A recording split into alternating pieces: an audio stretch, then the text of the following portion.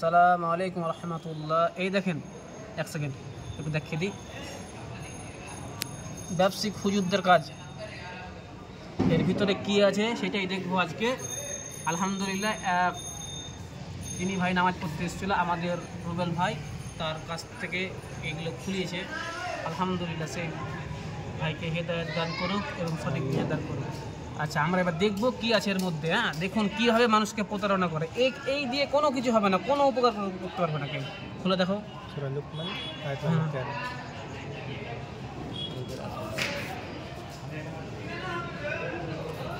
দেখি কি লেখা আছে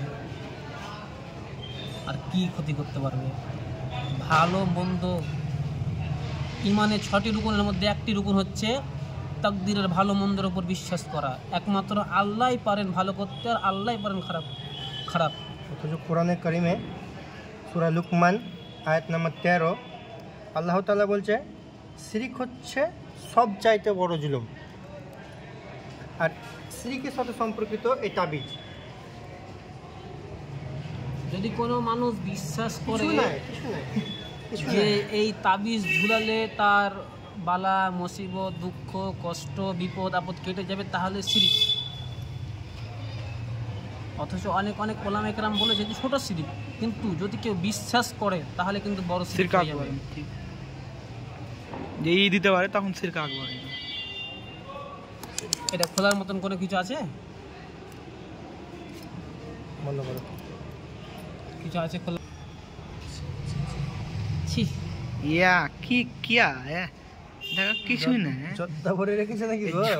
দেখি জর্দা করে হুজুরের কাজই হবে কি? জর্দা ভরে রেখেছে মনে হয়।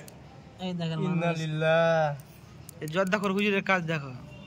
ইন্না লিল্লাহ ওয়া ইন্না ইলাইহি রাজিউন। এ তো মনে হচ্ছে তামাকই তো ভরা আছে, মনে হচ্ছে তামাক না? হ্যাঁ জি জর্দা গো।